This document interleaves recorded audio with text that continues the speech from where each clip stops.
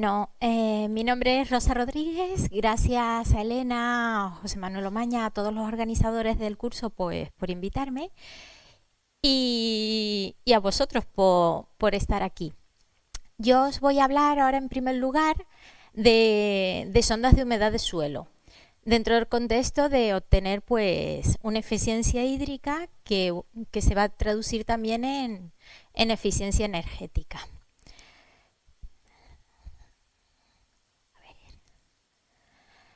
Vale, actualmente en agricultura tenemos gran cantidad de sensores disponibles para medir distintos parámetros climáticos. Pueden ser modulares, pueden ser compactos, pero vamos, que hoy nos vamos a centrar específicamente en sensores de humedad de suelo, concretamente en sensores de tipo capacitivos, ¿vale?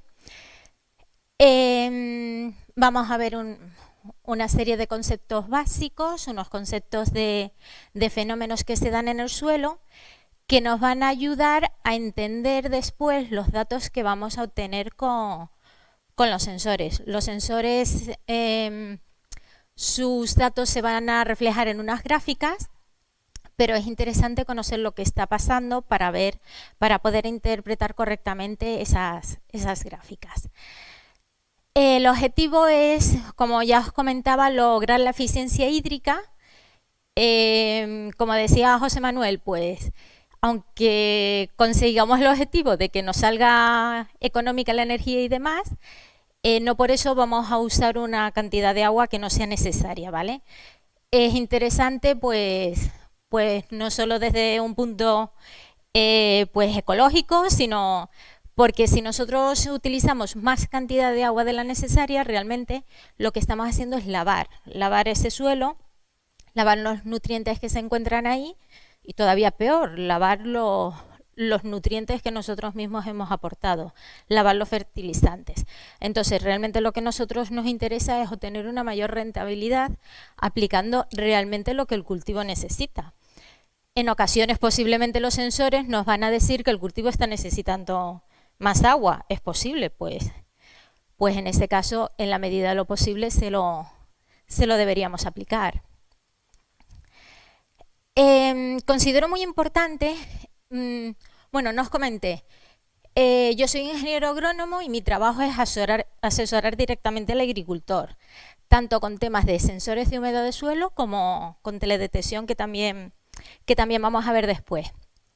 Y a mí me parece que lo más importante de todas las tecnologías que podamos emplear y demás, por mucha especialización que lleven detrás, muchos datos científicos, mucha tecnología, es que el resultado sea sencillo, que la interpretación sea fácil. Esto que están viendo es el resultado final que yo le entrego a los agricultores con los que trabajo a diario, ¿vale?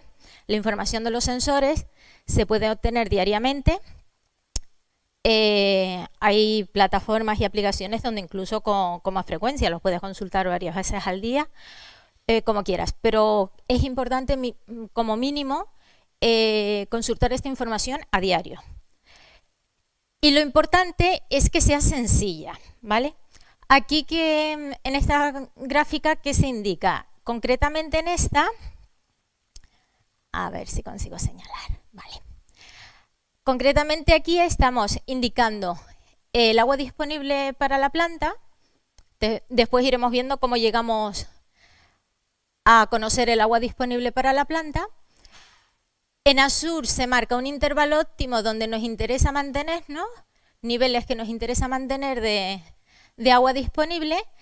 Las líneas que se ven aquí son la evolución que va teniendo la humedad del suelo a 3 profundidades distintas, ¿vale? Cada una de estas líneas es una profundidad de un sensor de humedad. Entonces, el resultado final básicamente es, como a nosotros nos interesa mantener la humedad dentro de este rango, el resultado viene a ser que si nos acercamos a estos valores de aquí, si vemos que las líneas se van acercando a la parte inferior, pues hay que regar, y si estamos cerca de la parte superior, no hay que regar. es lo que os decía, que es interesante que el resultado final sea sencillo de interpretar y de utilizar. En cuanto a los cultivos en los que se pueden utilizar sensores de humedad de suelo, pues todos. Realmente estás mirando lo que pasa en el suelo, estás mirando lo que pasa en el suelo para el cultivo en el que lo has puesto. O sea, no es que la medida haya que calibrarlo para un cultivo en específico, porque es como si tuvieras ahí una cámara espía que ves lo que esa planta en concreto está haciendo. Estás viendo si está tomando agua, si no la está tomando, si le llega agua con los riegos, si no les llega agua, pues lo estás viendo directamente. Este sería un esquema de un equipo de monitorización, por ejemplo, como los que hemos usado en el proyecto EFIRREM. Estaría compuesto por 3 sensores de humedad de suelos instalados a distintas profundidades. Concretamente, dentro de este proyecto están instalados a 15 y 30 centímetros. Estos 2 primeros sensores realmente lo que están registrando es el contenido de humedad dentro de la zona radicular, el contenido de humedad que más nos interesa para el desarrollo del cultivo. El tercer sensor lo colocábamos a 40 centímetros. No es que este sensor no nos interese, al contrario, es muy importante porque lo que nos interesa es que nuestros riegos no lleguen aquí. Realmente se utiliza para ver cómo está la humedad de suelo en ese nivel y tratar de conseguir el objetivo de que no aumente a esa profundidad el contenido de humedad. Tendríamos también un registrador de datos que se encarga de recoger la información y transmitirla, y pues en este caso teníamos un pluviómetro que permitía registrar los riegos y bueno, las precipitaciones si las había. En el caso de que, no es este el caso, pero si tuviéramos un cultivo que estuviera regado con riego por goteo, se podría incorporar también un pequeño contador dentro de los laterales de goteo. Tipos de sensores, hay muchos, ¿vale? Hoy en día nos podemos encontrar muchos tipos de sensores. Aquí hay algunos ejemplos. Tendríamos estos 2 primeros, son sensores modulares, ¿vale? Significa, son sondas que tienen un sensor, tanto una como otra. Estos son sensores tubulares. Esto es una única sonda, pero que tiene a lo largo de ella varios sensores. Puede tener, esto puede tener distintas longitudes, pueden ser de 40 centímetros, 60, y pueden tener pues 2, 4, 6 sensores. Eso hay muchas combinaciones según para qué tipos de cultivos además se vayan a utilizar. Serían más largos, por ejemplo, en los cultivos leñosos. En cultivos como la remolacha, pues nos bastaría el de 40 centímetros, que suele tener o 2 o 4 sensores. Cualquiera de estos sensores tiene un volumen de influencia. No es que estemos midiendo solo donde tienen pues las varillas. Abarcan una zona de influencia que ya nos indica pues el fabricante de cada uno de los sensores cuál es ese volumen de influencia.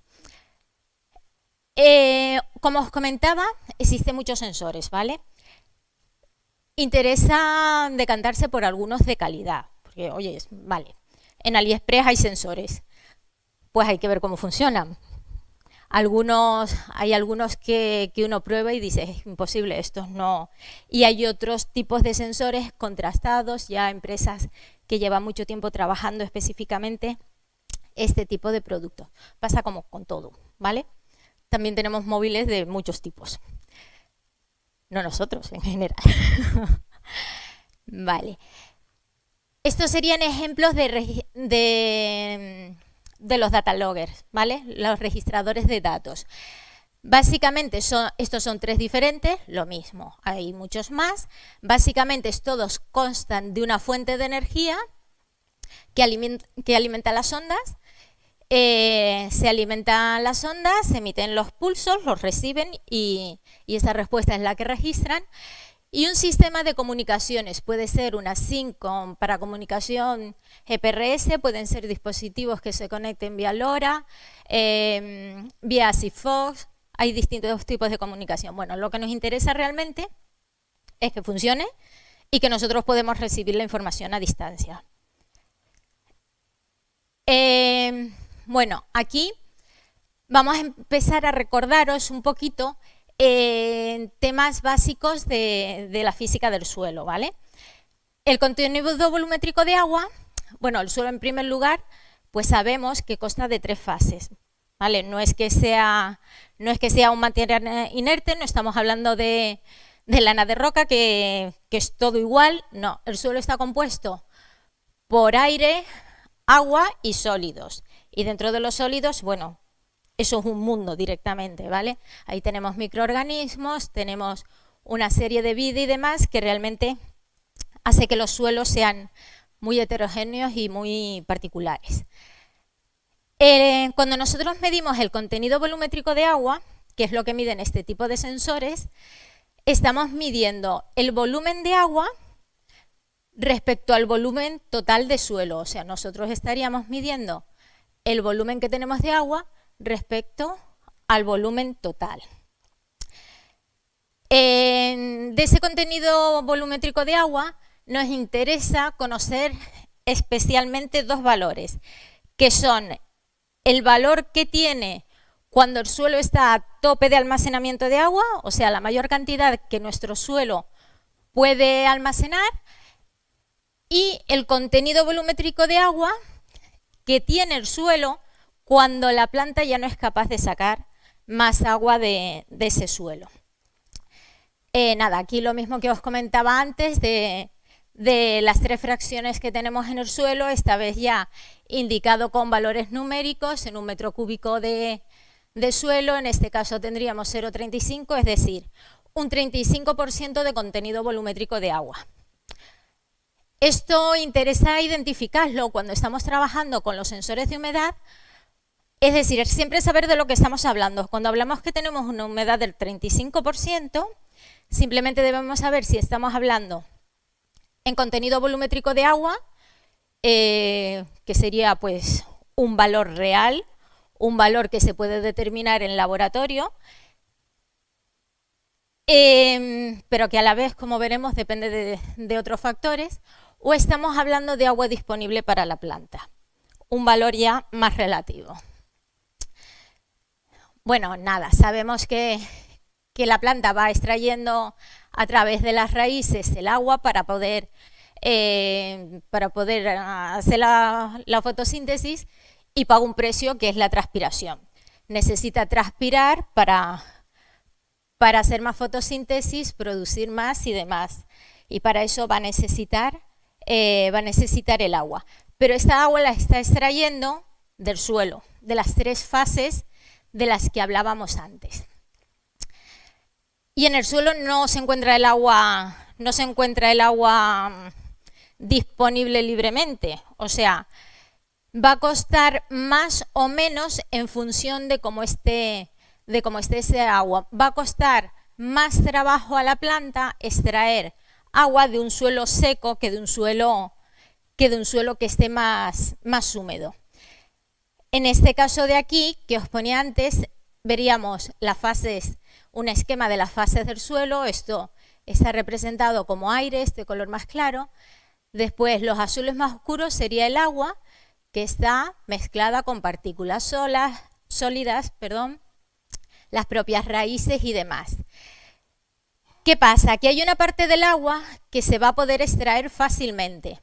Sin embargo, hay otra parte de agua, la que está en torno a las partículas sólidas, que va a estar mucho más retenida. Y este agua no va a ser tan fácil de extraer. De hecho, parte de este agua va a ser imposible que la planta la extraiga, aunque esté ahí, que está. Vale. Aquí os represento también una gráfica esta fue obtenida en el Instituto Canario de Investigaciones Agrarias, donde se relaciona el contenido de humedad del suelo y la solución que es necesario aplicar para extraerlo. ¿vale? A través de, bueno, ensayos con placas de Richards y demás. Aquí, a ver, espérame un segundo.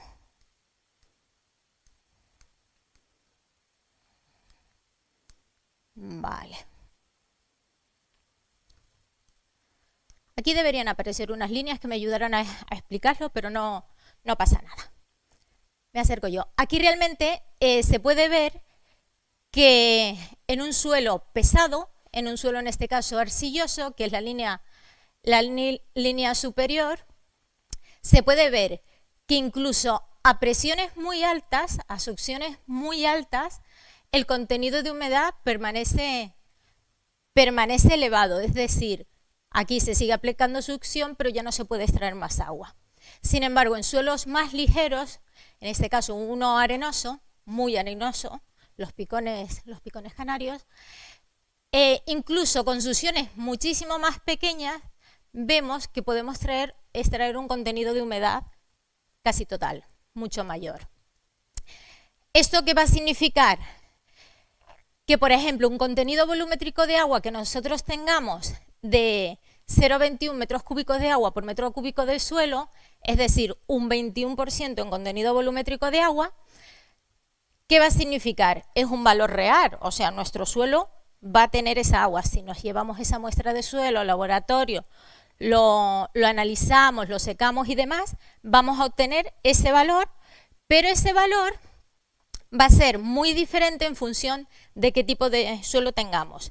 Aquí influye pues la textura, por ejemplo, este valor que tenemos en un suelo franco-arenoso puede ser perfectamente un suelo que está a capacidad de campo, está a tope de humedad, o puede ser un suelo arcilloso que esté en punto de marchitez, sufriendo el cultivo un estrés hídrico, vamos, severo, punto de marchitez. ¿Qué quiero decir con esto? Pues simplemente que es un valor que nos da información, pero esta información va a depender del tipo de suelo que tenemos. Otro de los fenómenos que podemos ver en el suelo es el fenómeno de la histéresis, ¿vale? Que simplemente nos dice que va a ser mucho más fácil extraer humedad si el suelo, para un mismo contenido volumétrico de agua, el valor que sea, por ejemplo el 0,21 del que hablábamos antes, si se ha llegado a ese valor humedeciendo que secándose. Es decir, ese 0,21, si estamos aplicando el riego en ese momento, lo va a extraer con mucha más facilidad la planta que si se está secando. Vale, nada.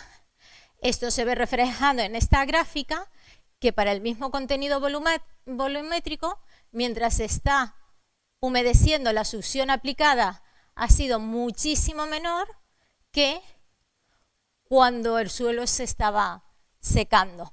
Esto es importante, por ejemplo, para interpretar lo que a veces vemos en las gráficas que nos aportan los sensores de humedad de suelo como resultado. Hay veces que en épocas de extremo calor vemos que pasan cosas como estas, ¿vale? Esto es un riego que se ha aplicado. Anteriormente, 2 días antes, se aplicó un riego ligeramente superior, muy similar. Este es el efecto que ha tenido en el sensor de 15 centímetros, aumentando la humedad del suelo. Y sin embargo, con un riego muy similar, o podía haber ocurrido que incluso igual, no esté aumentando la humedad, ¿vale? Este tipo de casos se explican, iba a decir, se explican con estas cosas que os he comentado. Iba a decir casi siempre, no, realmente siempre se explican con los fenómenos físicos que están ocurriendo. Otra cosa es que un caso en particular nosotros no seamos capaces de identificarlo, pero vamos, obviamente la explicación está. En este caso sí que es muy importante, por ejemplo, cuando tú ves esto, tener algo que te registre los riegos, porque si no, tú lo verías y dirías, esto no se ha regado, algo ha pasado, ha fallado la bomba, lo que sea. No, sí que se regó, pero hacía falta más agua. Y en épocas, pues esto por ejemplo, es a mediados de agosto, no de este año, esto es del 2019. Este año se dio el caso, se dio varias veces en distintas parcelas. Simplemente no aumentó. La planta sí que tomó el agua, pero lo tomó muy rápidamente, ¿vale? Y naturalmente necesita más agua. Solo comentaros por encima, lo que realmente están midiendo estos sensores capacitivos es una propiedad física del suelo que se denomina la permitividad. Y lo que permite calcularlo es que toma valores muy diferentes, tanto el aire como los sólidos, valores muy bajos respecto al valor de esta propiedad, una propiedad dimensional que toma el agua. Esto nos permite que pequeños valores de contenido de humedad se puedan reflejar y que nosotros a través de ecuaciones podamos pasar este parámetro a contenido volumétrico de agua. Bueno, esta era la parte así más teórica de física de suelo que os quería comentar, que me parece importante para poder interpretar después los resultados que vamos a obtener. Después, en cuanto a cómo utilizar los sensores, cómo elegir la ubicación, la instalación y demás, es lo que vamos a seguir viendo. El punto donde ubicar los sensores, bueno, los sensores nos están dando una información muy precisa. Sabemos exactamente lo que está pasando, pero lo sabemos solo del punto donde lo estamos colocando. Entonces, muy importante elegir bien ese punto. Es decir, vamos a elegir una zona representativa de nuestra parcela. ¿Cómo vamos a hacer eso? Pues se puede hacer simplemente hablando con el agricultor, eligiendo la zona, saber cómo es, si tiene mayor porcentaje de suelo más ligero, pues la superficie que más abarque esa parcela, básicamente. Una forma muchísimo más precisa, desde luego, sería usar pues tecnologías como tener un mapa de la parcela, un mapa de distintas zonas. Entonces, en este caso, por ejemplo, elegiríamos una zona que predominara. Cualquiera de estos colores que se ve por aquí sería una buena zona para ponerlo, ¿vale? Porque es representativa de toda la parcela. ¿Dónde no pondríamos el sensor? No pondríamos el sensor en esta pequeña zona de aquí, porque no representa sino una parte muy pequeña de la superficie. ¿Qué intentamos? Que con la información que nos están dando los sensores nosotros podamos manejar el riego. Entonces, por eso no queremos tener los valores de una zona residual, que solo es típico que a veces te digan, sí, yo tengo una zona muy mala en la parcela, quiero saber qué pasa en este corro, pero bueno, ¿y qué porcentaje de superficie tiene este corro? Nada, esto no es ni un 1% de la superficie. Entonces, a ver, para manejar el riego, eso no te interesa, ¿vale? La instalación en campo. ¿Cómo vamos a hacer la instalación en campo? Es muy importante que los sensores tengan un muy buen contacto con el suelo, ¿vale? Aquí vemos unas fotos de ejemplos de unos sensores, en este caso los que os comentaba, los sensores modulares. A mí particularmente me gusta mucho este tipo de sensor porque te permite, pues lo que aquí os pongo también, alterar lo menos posible el suelo. Vale, para hacer esta instalación basta con hacer un pequeño orificio, una excavación muy pequeña, basta con hacerla con una barrena y después instalar el sensor en la pared vertical que queda. Es decir, tú haces aquí, colocas la barrena, extraes esa tierra, excavas hasta los 40 centímetros que instalamos el sensor más profundo y simplemente pues que te quepa quepa aquí la mano para colocar el sensor, ¿vale? En mi caso es muy fácil, pues no necesito mucho espacio para colocarlo. Entonces los sensores realmente van clavados en un suelo que no está alterado, ¿vale? Tú estás alterando por detrás, obviamente, algo hay que alterar, pero donde están los sensores, aquí está simplemente para que se vean. Esto se entierra más, salvo que no sea posible. Lo que no sea posible, es a lo que voy. Este suelo que estamos viendo es un suelo muy, muy, muy ligero. Sin embargo, hay suelos más pesados en los que interesa instalar después de un riego. ¿Por qué? Porque si vas a instalar los sensores en un suelo que esté más seco, un suelo más pesado, como suelen ser característicos de los suelos en donde se cultiva remolacha, si está muy seco, hay casos en los que te va a ser imposible clavar el sensor. Bueno, en ese caso no nos queda otro que clavarlo todo lo que podamos y el resto rellenarlo. Pero bueno, va a tardar un poquito más en estabilizar la medida porque has alterado un poco más, ¿vale? Pero oye, si no es posible, no es posible. Por eso es importante intentar instalar después de un riego. En un suelo ligero como este nos da igual que incluso se esté regando en ese momento. En un suelo más pesado que sea al día siguiente o pasados 2 días de ese riego, porque sensores como este tipo que sus púas son aplanadas, si el suelo pesado está demasiado húmedo, se puede formar una capa alrededor de la película que va a afectar ligeramente los valores de las medidas. Lo que os comentaba antes de que la permitividad tiene valores mucho más bajos en los sólidos que en el agua, pues esa película va a bajar los valores generales de permitividad y por tanto de contenido volumétrico de agua. Al fin y al cabo sí que vamos a poder seguir viendo la evolución, pero bueno, conviene evitar el mayor número de interferencias posibles. Siempre los vamos a colocar lo más cerca posible de las raíces. ¿Por qué? Porque a nosotros lo que nos interesa saber es lo que está haciendo el cultivo. Lo que os comentaba antes de que esta metodología, esta tecnología es válida a cualquier tipo de cultivo, es porque estás viendo lo que esas raíces hacen. De hecho, después lo veremos en las gráficas, cuando está bien instalado y está muy próximo a la planta, nosotros vamos a ver una forma de escalera. Vamos a ver una gráfica en la que das un riego, disminuye mucho la humedad el mismo día del riego, después se ve una zona plana, que es la etapa de la noche en que esa humedad está estabilizada y la planta no está extrayendo agua. Al día siguiente vuelve a disminuir la humedad y se forma una gráfica con forma típica, pues eso, de escalera. Y eso lo que nos está mostrando es lo que está haciendo la planta, ¿vale? Que es lo que nos interesa. Finalmente, cuando acabamos de hacer esta instalación, interesa dar un riego habitual. Este tipo de sensores no hace falta y no conviene mojarlos después de hacer la instalación.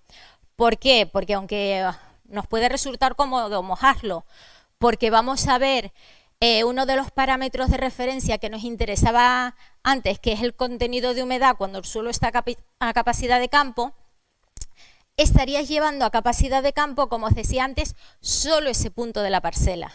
Y a nosotros lo que nos interesa es que ese punto sea representativo de toda la parcela. Cuando se utilizan los otros tipos de sensores que os dije, que no son estos, sino los que son tubulares, la instalación es ligeramente diferente. Sí que se hace una perforación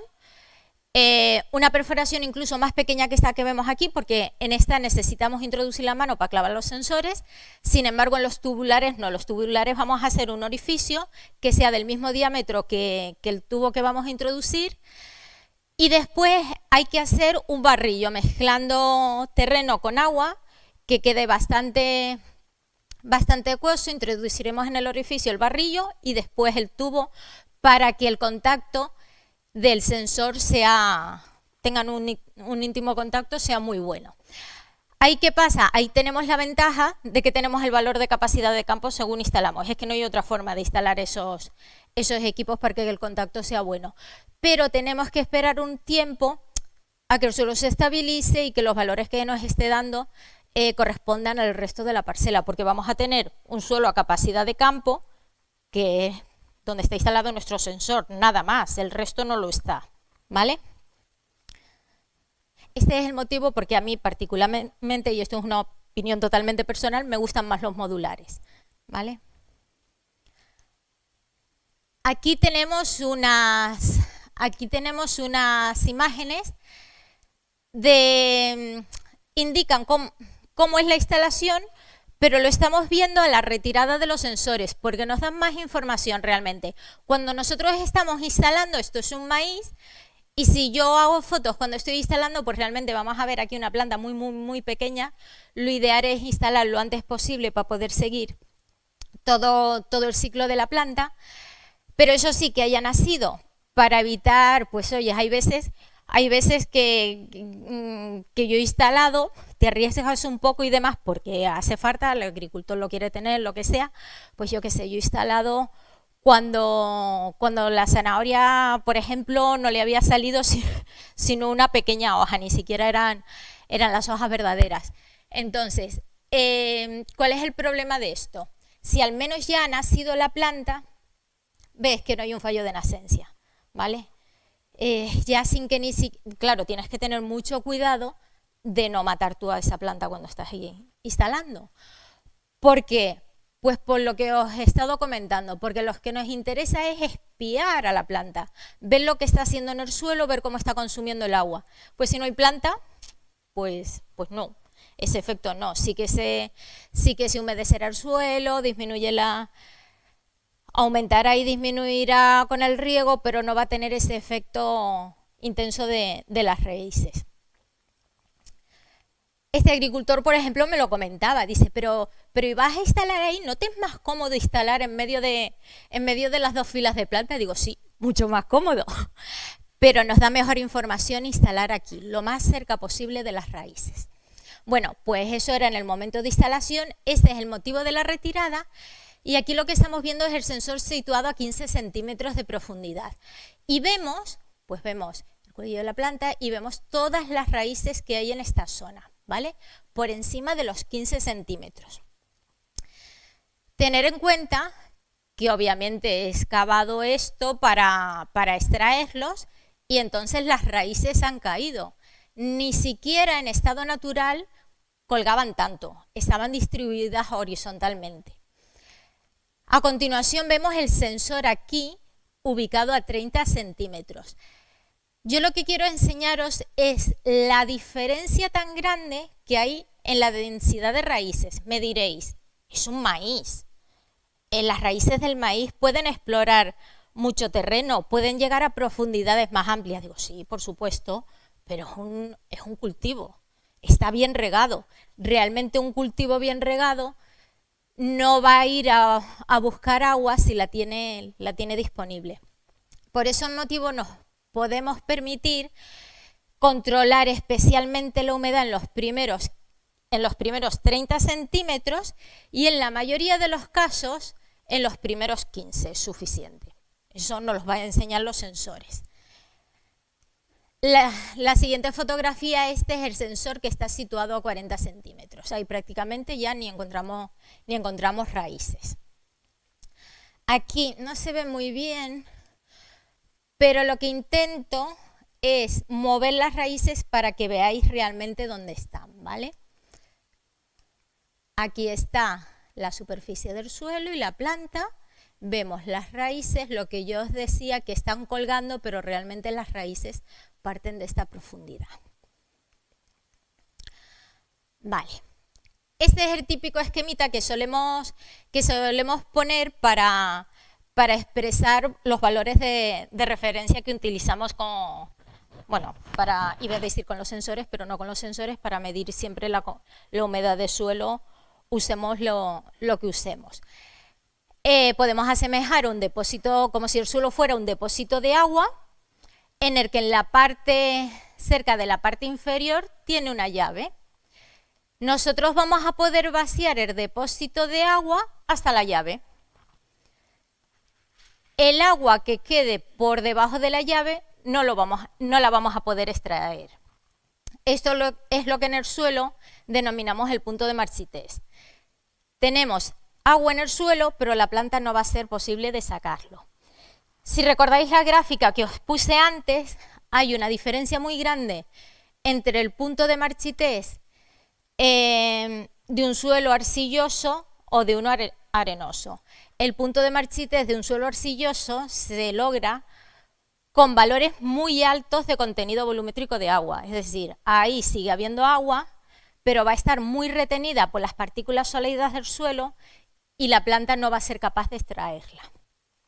Sin embargo, es como si esta llave en un suelo arcilloso estuviera aquí arriba puesta, ¿vale?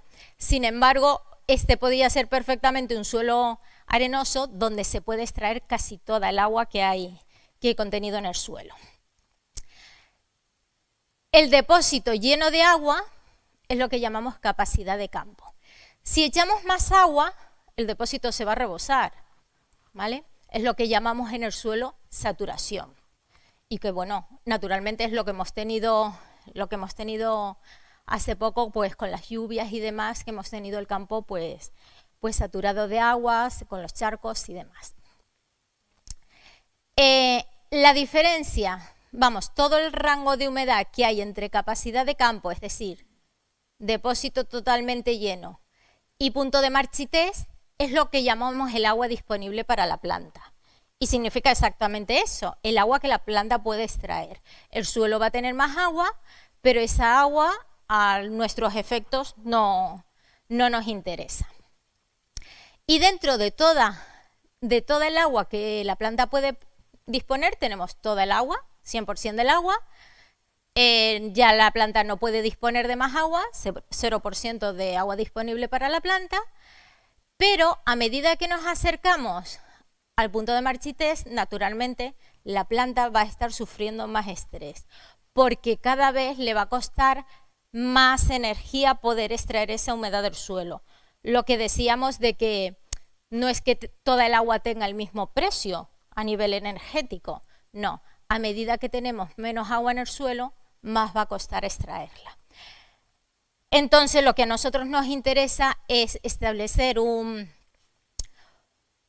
valor del agua que nos interese que se gaste en el suelo. A nivel general, un buen valor es el 50% del agua disponible. La mayoría de los casos, permitiendo que se gaste la mitad del agua disponible para la planta, pues va a estar el cultivo en buenas condiciones. No siempre, no en todos los casos, hay casos particulares donde nos puede interesar, pero ya serían casos particulares. Por ejemplo, en un maíz en floración, igual no queremos arriesgar, igual preferimos que nuestro intervalo óptimo se quede en el 70% del agua disponible para la planta. Vale, perfecto, eso ya es manejo.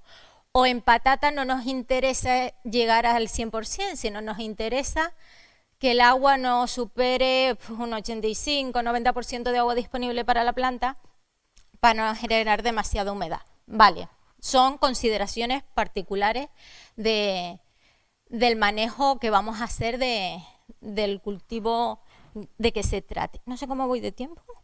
Vale. Pues nada, lo que veíamos antes, referido al esquemita, pues ¿qué sería el agua disponible para la planta? En este caso sería la que no está fuertemente unida a las partículas sólidas, ¿vale? El agua intermedia que hay.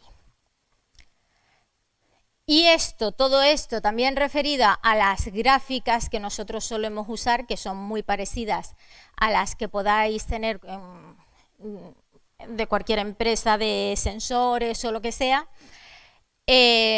o empresas que den asesoramiento, sería esto. Como os decía antes, lo que es importante siempre es que distingáis qué estáis analizando, si es agua disponible para la planta o contenido volumétrico de agua, ¿vale? Y después veremos un ejemplo más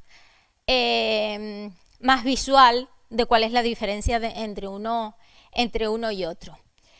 En este caso, pues asimilando las gráficas con nuestro famoso depósito de agua, pues tenemos en lo alto de la gráfica el 100% de agua disponible para la planta, es decir, lo máximo que podemos almacenar.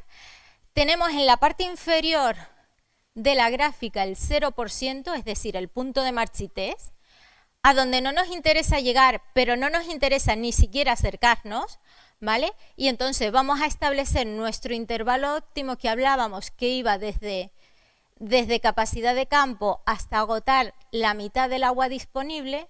Lo vamos a representar aquí, el 50% del agua disponible, con esta franja sombreada para que nos sea más fácil identificar si estamos en el intervalo que nos interesa.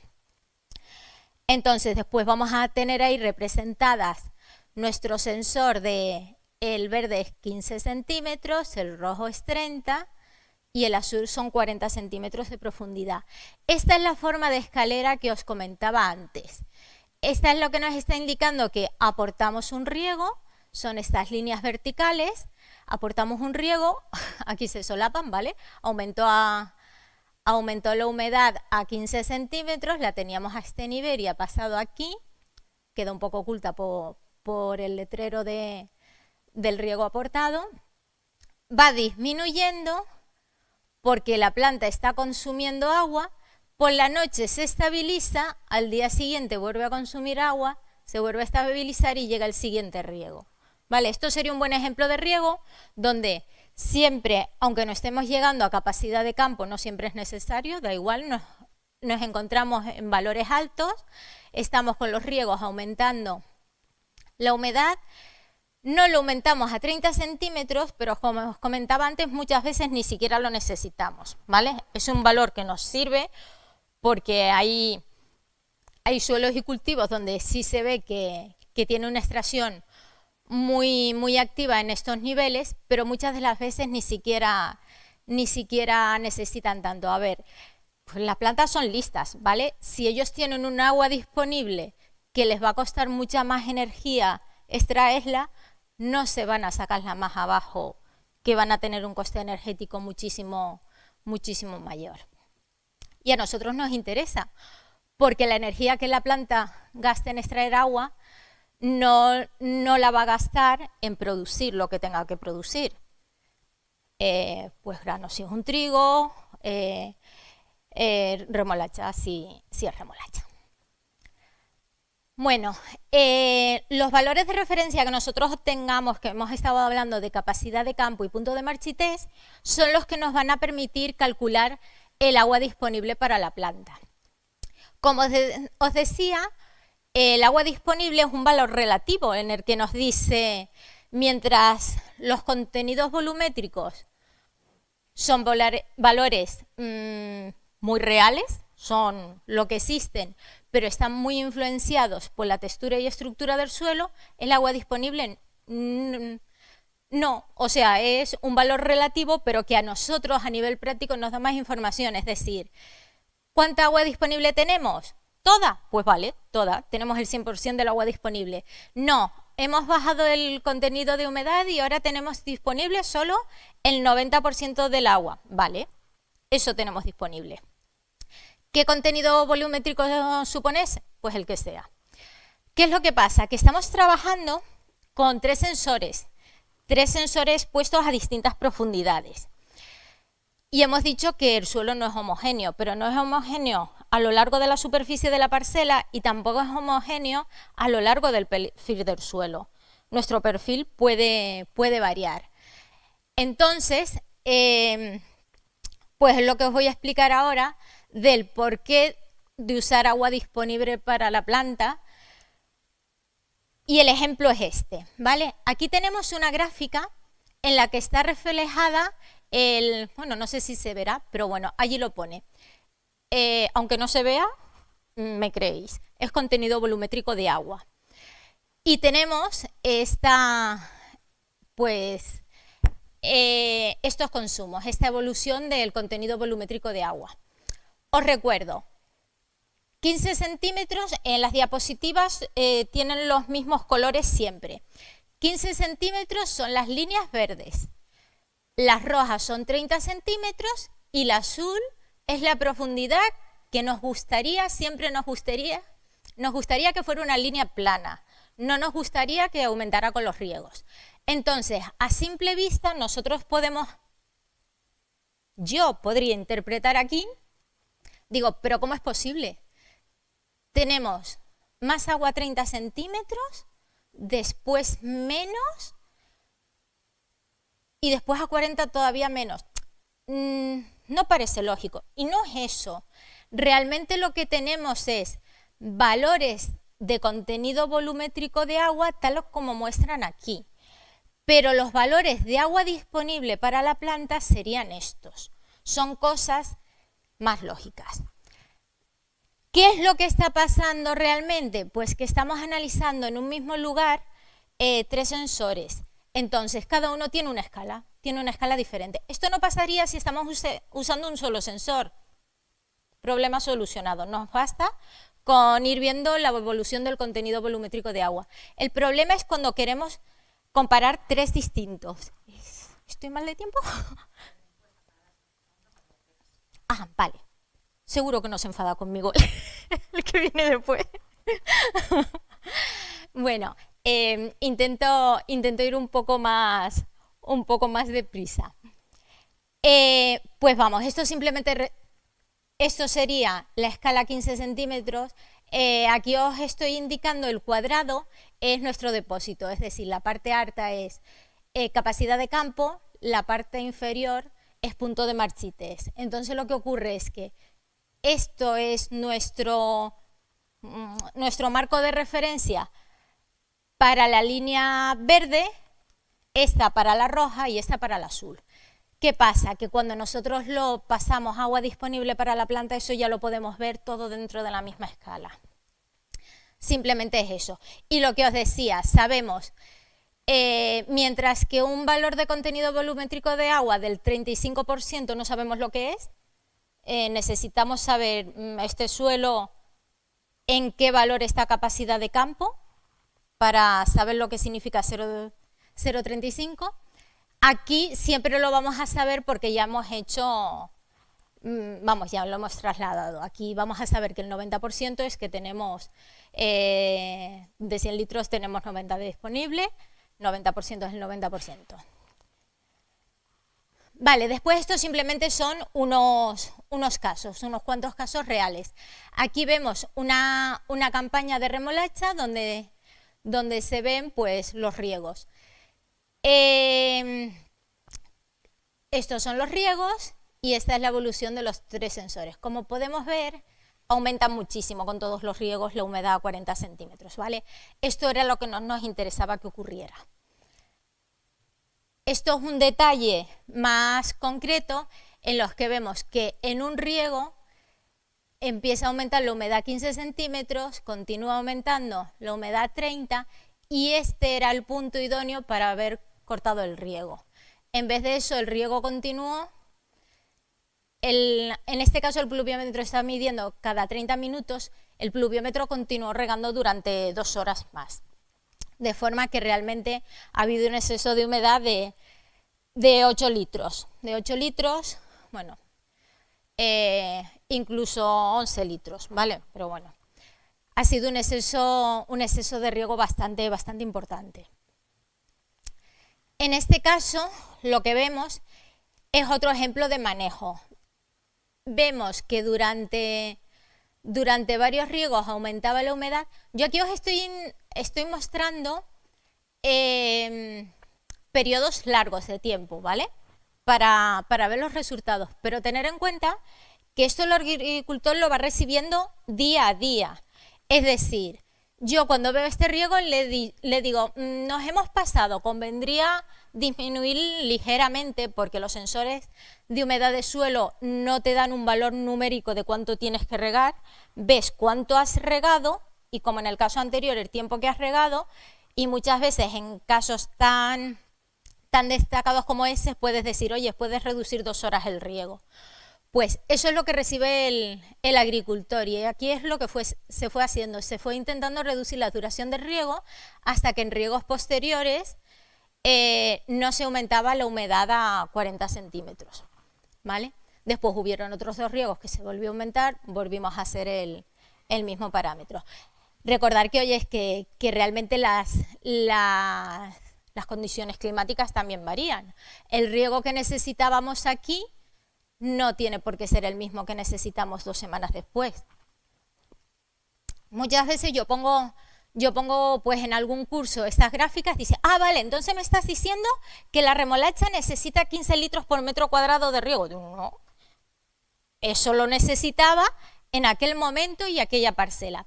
Es lo que os comentaba antes, es una tecnología muy precisa, pero no extrapolable, estás midiendo lo que pasa en esa parcela. Incluso me podríais decir, bueno, es que otra zona de la parcela, efectivamente, otra zona de la parcela, pero al fin y al cabo eso es lo que estamos haciendo de continuo. Nosotros regamos la parcela en su conjunto, sin tener pues muchas veces pues ni siquiera esta información, porque obviamente esto tampoco lo tiene todo el mundo. Es intentar ir dando pasitos que nos permitan mejorar la eficiencia, porque ahora disponemos de información que hasta ahora no disponíamos de ella, tanto este tipo de información como la que vamos a ver después en el caso de la teledetección. Pues nada, esto es lo mismo. Esto es un ejemplo, no pensáis que las cosas siempre están mal, esto es un ejemplo de un periodo perfecto, donde aquí, por ejemplo, a ver que no veo bien, vale, esto no recuerdo si realmente fue un riego o fue algo de precipitación, ¿vale?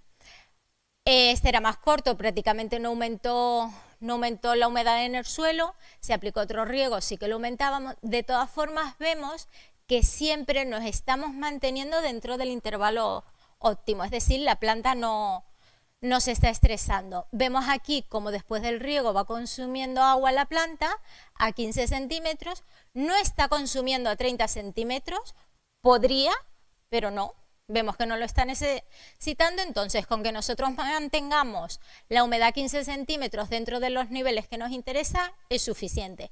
Este riego aumentó un poquito más la humedad a 30, perfecto, y prácticamente no lo aumentó a 40 centímetros de profundidad. Vale, nada, estos son también unos ejemplos, en este caso de un riego excesivo como el otro que poníamos. El riego en este caso aplicado era de 43 litros metro cuadrado y aquí le indico que se podía realmente haber reducido el riego, que se podía haber cortado en esta línea que indico aquí, ¿vale? Que hubiera sido el momento óptimo para el riego. En este caso, como hay algunos tipos de suelo que tú riegas y suben a la vez la humedad a las 3 profundidades, ahí no puedes hacer nada. Bueno, sí puedes ir reduciendo, pero no es tan obvio. En este es que es muy obvio, se ve cómo va subiendo primero a 15, después a 30 y sigue regando y es cuando sube a 40. O sea, puedes medir exactamente las horas que te has pasado y los litros de más que has aplicado. Pues nada, se le indica al agricultor. Esto es un ejemplo real de estas conversaciones que mantenemos a diario. En este caso, otro caso en concreto, simplemente la humedad iba disminuyendo a 15 centímetros, que es donde más nos interesa, y nada, simplemente se le indica que la humedad está baja, ¿vale? En este caso concretamente dicen, vale, la humedad está baja, porque quien decide obviamente es el agricultor, ¿vale? La humedad está baja, pero se prevén lluvias para los próximos días. Tú decides si prefieres no arriesgarte y dar un riego corto o si prefieres esperar a ver qué pasa. Vale, esto es otro caso también particular. Aquí veníamos de lluvias, pero estábamos en septiembre. Veníamos de un periodo de lluvias que saturaron el suelo. ¿Recordáis lo que os decía de que puede haber humedad por encima del 100% de capacidad de campo? Esto es un suelo saturado, ¿vale? Que con el paso de los días ha ido drenando hasta empezar a consumir agua de forma normal a 15 centímetros de profundidad, a pesar de que seguía saturado en capas inferiores. Entonces lo que le comento es de que, bueno, que el cultivo ha llevado al contenido de humedad en la zona radicular hasta los niveles inferiores, que convendría dar un riego corto, a ver si conseguimos que aumente la humedad a 15 centímetros, sin aumentar la humedad en capas profundas, porque es que las tenemos, en este caso ya habían drenado, pero siguen estando a capacidad de campo. Y efectivamente es lo que consiguió hacer el agricultor. Dio un riego, aumentó la humedad a 15 centímetros, aumentó ligeramente a 30, pero muy poco, y a 40 ni siquiera se aumentó. Esto es un caso especial, solo es una anécdota, de hecho. Esto es algo que pasó en el Filomena. Estábamos pues en enero y esto era un cultivo de puerro que estaba pues vamos en fase de letargo, sin consumir casi nada, con unas condiciones climáticas que no había necesidades evapotranspirativas y estaba bastante uniforme, y de repente veo que empieza a disminuir el contenido de humedad del suelo. Digo, pero a ver qué pasa, no puede ser, el puerro no se ha podido volver tan activo de repente. Hasta que caes en lo que está pasando. Pues se congeló el agua, ¿vale? La temperatura ambiental, no tenía yo sensores de temperatura de suelo, pero la temperatura ambiental llegó a alcanzar los 12 bajo cero. En las estaciones próximas, pues obviamente se congeló la humedad. ¿Recuerdan lo que les decía?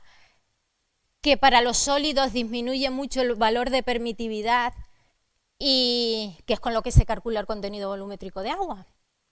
O sea, es la base, es lo que estás midiendo para tener todos estos valores. Pues al disminuir ese valor es como si hubiera disminuido la humedad, que realmente ha disminuido, porque sí, es agua, pero es agua en estado sólido. O sea, no está disponible.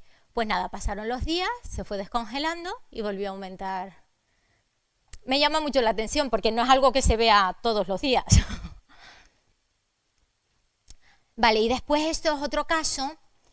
Sí. Este es otro caso donde de repente empezó a aumentar muchísimo la humedad, 40 centímetros. Pues veníamos de una campaña muy normal donde tú riegas, aumentas, no riegas en exceso. Daos cuenta que no es que aumente muchísimo la humedad a 15 centímetros, no aumenta a 30, pero empieza a aumentar a 40 y sigue aumentando a 40 y se pone a aumentar de una forma espectacular. Y dices, qué raro, ¿qué pasa? Pues vas al campo y lo miras y lo compruebas, porque oye, todo puede tener fallos. Y ves que efectivamente sí que está pasando eso.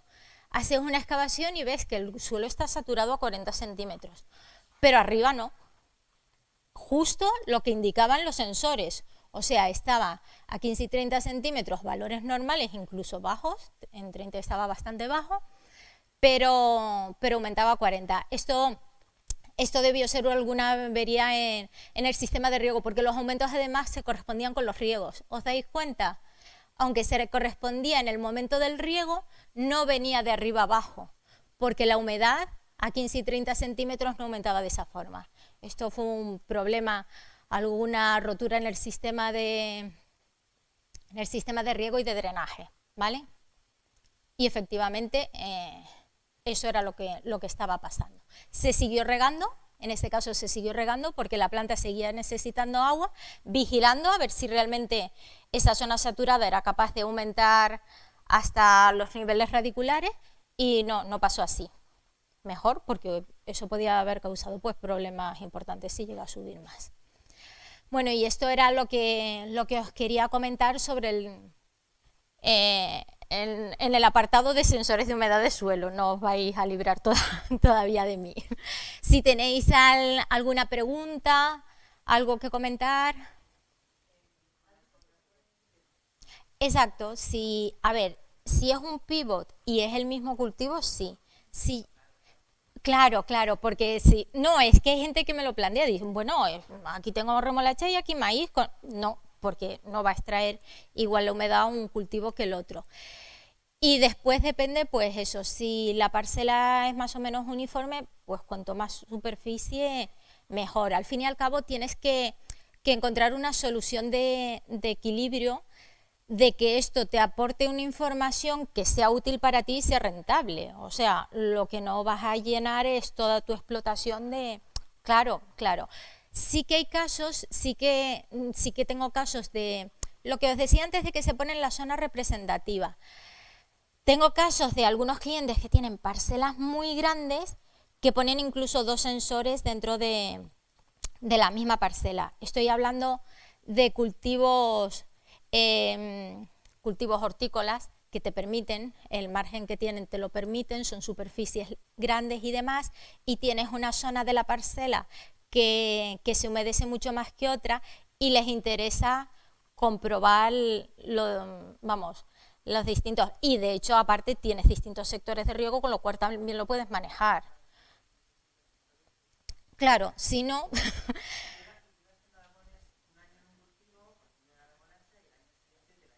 Sí,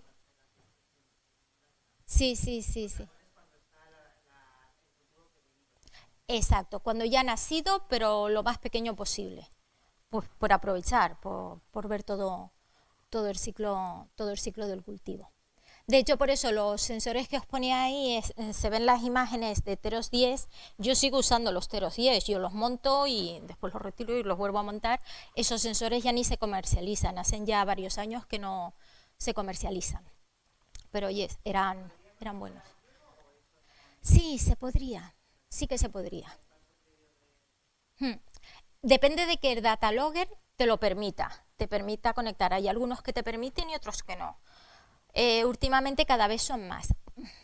Yo soy un poco reticente porque siempre me gusta que haya una decisión humana por medio. Pero bueno, aunque tú lo conectes al riego, puedes al fin y al cabo después decidir y decir, no, aunque esto diga otra cosa. Pero sí, sí que no se está haciendo mucho, pero es una cosa que se puede hacer y que vamos a tender a ello realmente, seguro. Ujú. ¿Sí?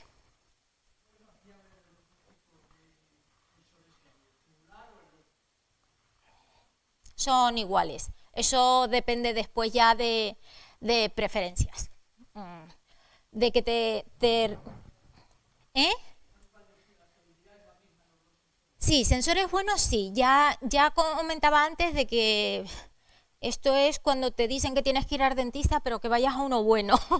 Y tú dices, ¿vale? ¿Y cuál es? Con los sensores lo mismo. Son igual de fiables, pero que sean buenos. Porque sí es cierto que por suerte empiezan a haber muchos equipos en el mercado, que eso es bueno, pero a veces son de aquella manera los equipos. Yo algunos he probado modulares que dicen, no, es imposible, lo que están midiendo no es posible, estos valores no se dan en la realidad. Entonces, no depende de que sean modulares o tubulares. Después puedes tener tus preferencias. A mí a nivel de instalación me gustan mucho los modulares. Y lo que os comentaba antes de que no necesitas humedecer el suelo, no necesitas generarle una capacidad de campo artificial. Pero esto es una preferencia particular. Yo tengo compañeros a los que les encantan los tubulares porque tienen sus ventajas. Y fiabilidad, la misma. Si el tubular, claro, como le has tenido que hacer el barrillo, tienes que esperar unos días a que se establezca la humedad en esa zona a lo que hay en el resto de la parcela. Tienes que esperar una semana, a lo mejor 15 días. Técnicamente, cuando instalas los modulares, también debes, intentas modificar lo menos posible el suelo, pero lo estás modificando. Entonces, tú mira las imágenes y tal, y mira que son correctas, y por precaución podrías esperar un poco, pero sí es cierto que en la mayor parte de los casos te das cuenta que la evolución no varía, o sea que están midiendo correctamente desde que los has instalado, en la mayoría de los casos. En otros veces dicen, aquí debió haber una bolsa de aire o algo que hace unas cosas raras al principio y demás, pero... De los sensores, bueno, un equipo... Uy, perdón. Un equipo como estos que os he estado mostrando, pues no sé, podría... Hay muchos precios, como os decía. Estos que se han mostrado aquí, los que se usaron, pues a lo mejor pueden tener entre 1.700, 2.000 euros todo el conjunto. Todos los 3 sensores, data logger, pluviómetro, sí. Entonces no, eso puede estar. No lo tengo ahora el número exacto en la cabeza. Y va variando, ¿sabes? Va variando Por los componentes han subido un poco los equipos últimamente con las crisis estas de los componentes electrónicos que ha habido y todas estas historias. Pero bueno, para hacerse una idea, entonces no...